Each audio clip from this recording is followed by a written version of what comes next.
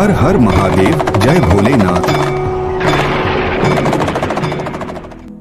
यानी कान्यत्र लिंगानि स्थावराणि चराणि च तेषु संक्रमते देवस्तस्यां रात्रौ यतो हरः शिवरात्रिस्ततः प्रोक्ता तेन सा हरि वल्लभा। अर्थात इस चल अचल सृष्टि में जहाँ कहीं भी शिवलिंग हैं, चाहे वह छोटे हों या अत्यंत विशाल, उन सभी में भगवान शिव इस महाशिवरात्रि के दिन दिव्य रूप में समाहित हो जाते हैं और भक्तों की पूजा स्वीकार करते हैं।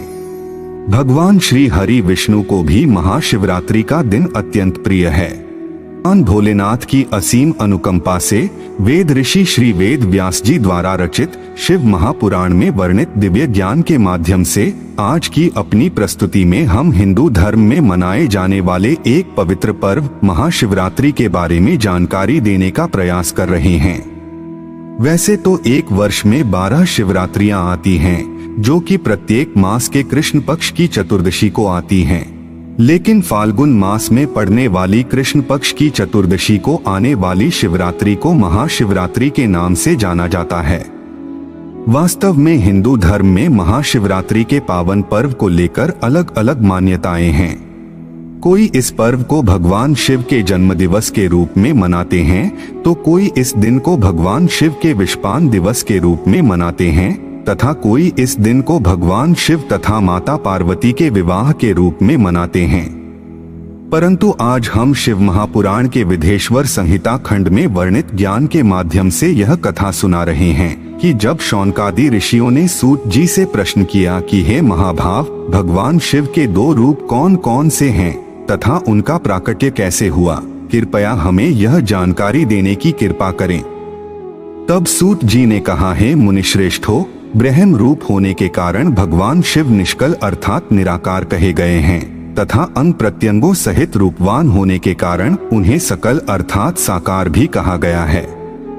साकार और निराकार होने के कारण ही उन्हें ब्रह्म कहा जाता है। यही कारण है कि भगवान शिव की निराकार स्वरूप लिंग और साकार स्वरूप मूर्ति की पूजा की जाती है। भगवान शिव से भिन्न जो अन्यान्य दूसरे देवता हैं, वे साक्षात ब्रह्म नहीं हैं, इसलिए कहीं भी उनके लिए निराकार लिंग उपलब्ध नहीं होता। सूत जी कहते हैं कि अनंत परब्रह्म से भगवान विष्णु की उत्पत्ति हुई और भगवान विष्णु के नाभि से कमल पर विराजमान ब्रह्मा उत्पन्न हुए। उस परब्रह्म ने ब्रह्मा को सृष्टि के निर्माण का दायित्व सौंपा तथा भगवान श्री हरि विष्णु को सृष्टि का पालनहार बनाया और स्वयं ब्रह्मा जी की भ्रिकुटी अर्थात माथे के मध्य भाग से उत्पन्न होकर रुद्र रूप धारण किया और सृष्टि के संधारक के रूप में स्थापित हुए।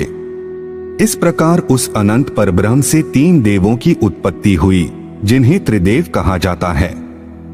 सूत जी शौनकादि ऋषियों को आगे की कथा सुनाते हुए कहते हैं कि हे मुनि श्रेष्ठों, एक बार भगवान विष्णु और ब्रह्मदेव में कार्य शक्ति को लेकर विवाद हो गया। उस विवाद से समस्त देवता भयभीत, चिंतित और अत्यंत व्याकुल हो गए। फिर चिंतामग्न समस्त देवताओं ने दिव्य कैलाश शिखर पर जाकर इस विषय को लेकर चंद्रमौली भगवान चंद्रशेखर महादेव का स्तवन किया। तब देवताओं की प्रार्थना से प्रसन्न होकर भगवान महादेव ने ब्रह्मा और भगवान विष्णु के विवाद स्थल के बीच में निराकार तथा आदि अंत रहित भीषण अग्नि स्तंभ के रूप में स्वयं का प्राकट्य किया। यह अग्नि स्तंभ करोड़ों सूर्यों के तेज से भी अधिक ज्योतिर्मय था।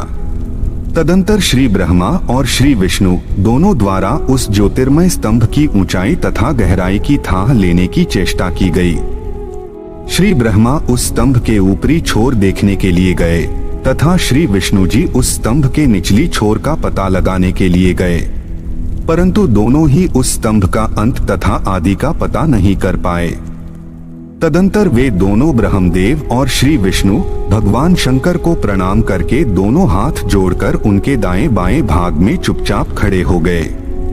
फिर उन्होंने वहां साक्षात प्रकट पूजनीय महादेव को श्रेष्ठ आसन पर स्थापित करके पवित्र पुरुष वस्तुओं अर्थात दीर्घकाल तक रहने वाली वस्तुएं जैसे हार, नुपुर, केयूर, किरीट, मणिमय कुंडल, यज्ञोपवीत, उत्तरीय वस्त्र, पुष्पमाला, रेशमी वस्त्र, हार, मुद्रिका, पुष्प, तांबूल, कपूर, चंदन एवं अगुरु का अनुलेप, धूप, दीप, श्वेत छत्र, व्यंजन, ध्वजा, चंबर तथा अन्यान्य दिव्य उपहारों द्वारा जिनका वैभव वाणी और मन की पहुंच से परे था, जो केवल पशुपति अर्थात परमात्मा के ही योग्य थे और जिन्हें पशु अर्थात बुद्धिजीवी कदापि नहीं पा सकते थे, उन महेश्वर का पूजन किया। इस प्रकार सबसे पहले वहां ब्रह्मा जी और विष्णु जी ने भगवान शंकर की पूजा की। इससे प्रसन्न होकर भक्त वत्सल भगवान शिव ने अपने आरंभ और अंत रहित ज्योतिर्मय लिंग स्वरूप को अत्यंत छोटा किया और वहां नम्र भाव से खड़े हुए उन दोनों देवताओं से मुस्कुराकर कहा, हे पुत्रों, आज का दिन एक महान दिन है। आज के दिन तुम्हारे द्वारा मेरे निराकार और साकार रूप की जो पूजा हुई है, उससे मैं तुम दोनों पर अत्यंत प्रसन्न हूँ। इसी कारण यह दिन परम पवित्र और महान से महानतम होगा। आज की यह तिथि महाशिवरात्रि के नाम से विख्यात होकर मेरे लिए परम प्रिय होगी। महाशिवरात्रि की इस तिथि को मैं विशेष रूप से लिंग में समाहित रहूंगा और भक्तों की पूजा अर्चना स्वीकार करूंगा। जो भी भक्तगण सच्चे भाव से इसका दर्शन, स्पर्श और पूजन करेंगे, उनकी मनोकामनाएं पूर्ण होंगी और वे संतान, धन, वैभव से परिपूर्ण होकर समस्त सांसारिक सुखों को भोगते हुए मोक्ष को प्राप्त होंगे।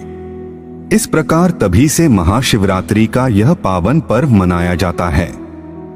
इस दिन सभी भक्तगण सच्चे मन से भगवान शिव की पूजा अर्चना करते हैं, शिवलिंग पर दूध जल चढ़ाते हैं, फल, फूल, बेलपत्र, धतूरा इत्यादि तथा मिष्ठान अर्पित करते हैं और चंदन का लेपन लगाकर धूप दीप प्रज्वलित करते हैं। इससे भगवान अत्यंत प्रसन्न होते हैं और अपने भक्तों की समस्त मनोकामनाएं पूरी करते हैं, उन्हें सुख सौभाग्य प्रदान करते हैं, रोजगार एवं कारोबार में वृद्धि करते हैं, उनके जीवन में आने वाली समस्त परेशानियों को दूर करके सफलता के द्वार खोल देते हैं।